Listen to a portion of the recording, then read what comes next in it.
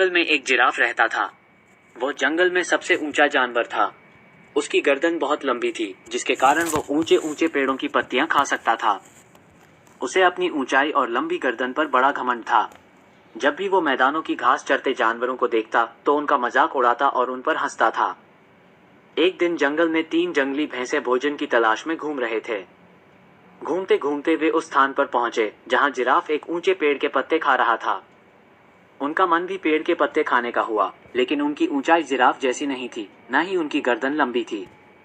इसलिए वे जिराफ के पास जाकर बोले, जिराफ भाई, थोड़े पत्ते हमें भी दे दो, हम भी जरा इन पत्तों को चख कर देखें। घमंडी जिराफ उन्हें दुकारते हुए बोला, तुम्हें पेड़ के पत्ते खाने हैं तो खुद तोड़ लो, मैं तुम्हारा नौकर नहीं हूँ जो तुम्हें पेड़ से पत्ते तोड़ तोड़ कर खिलाऊं। जिराफ की बात सुनकर जंगली भैंसों को बड़ा बुरा लगा।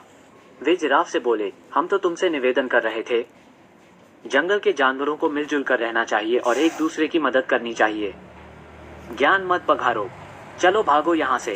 जिराफ ने गुस्से में कहा और पेड़ के पत्ते खाने लगा। तीनों जंगली भैंसे नीचे मैदान की घास चरने लगे। तभी अचानक वहां एक शेर आ गया। वो दिन भर से भूखा था और बड़े शिकार की तलाश में था। उसने जब जिराफ को देखा तो सोचा, आज इस जिराफ का ही शिकार करूंगा और पेट भरकर इसका मांस खाऊंगा।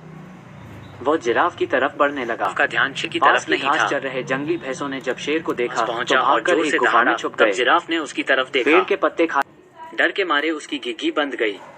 वो मदद की गुहार लगाने लगा। पास ही गुफा में छुपे जंगली भैंसों ने उसकी गुहार सुनी। एक भैंसा बोला, इस घमंडी जिराफ का यही अंजाम होना चाहिए। दूसरा भैंसा बोला, बिल्कुल सही, इसने हमें खाने को पत्ते नहीं दिए थे।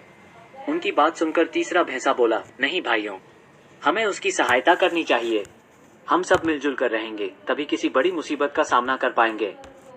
दोनों भैंसों को तीसरे भैंसे की बात समझ में आ गई। तीनों ने जिराफ की सहायता करने का फैसला किया और गुफा से बाहर निकलकर शेर की तरफ बढ़ने लगे। शेर के पास पहुंचकर उन्होंने उसे ललकारा, हिम्मत है तो हम तीनों का सामना कर। सामने 3 बलशाली जंगली भैंसे देखकर शेर डर गया और वहां से भाग गया। जिराफ की जान में जान आई। उसका घमंड टूट चुका था। वो अपने व्यवहार पर पछताने लगा और भैंसों से क्षमा मांगने लगा। भैंसों ने उसे क्षमा कर दिया। उस दिन के बाद से वे सब मिलजुल कर रहने लगे।